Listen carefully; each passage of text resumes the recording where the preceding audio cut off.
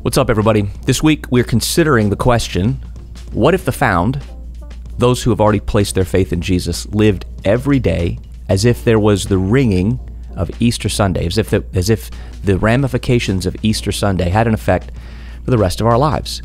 The reason I'm asking this question is because I think somehow we've sometimes made Easter out to be the great big evangelism event, like Christmas, which it is, that's true. But the thing about Jesus being alive in bodily form holds significant power for your daily life. So this week we're considering the questions, what if the found acted like every day was Easter? Well, I'm asking some questions, and the first question I want to ask today is he really alive? Well, he's really alive because the Bible says that he's really alive. But you go, well, I don't know about the Bible. The Bible is the most... If we were to treat the Bible outside of people's reaction to it, it is the most verified source on the planet.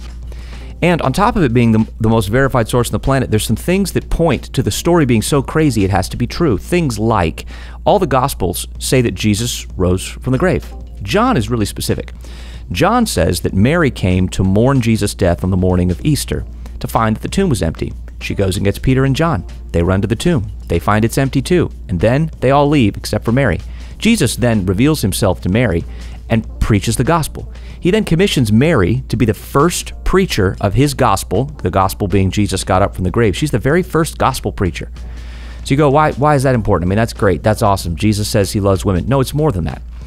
If the authors of the Gospels were attempting to pull the wool over your eyes and write something later, they would have changed Mary's gender. You see, in this time period, women couldn't testify in a court of law. So the fact that they left it the way that it was only speaks to the veracity, the truth of what it is that they're saying. Now, there's some implications if his body's not alive. Some will go, well, he's alive in spirit. No, that's all well and good. Yes, his spirit is alive, but see, the thing is, the Bible says that he's alive in bodily form. He walks through walls, he does all this crazy stuff, and at the same time, if he's only alive in spirit, then his perfection is good. That was necessary.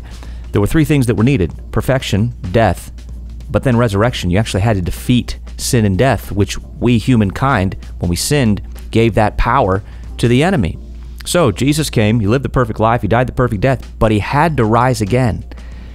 And then when he rose again, his physical body ascended to his Father. His human body is alive in the spiritual realm. If it's not true, then salvation doesn't work. And here's what that means.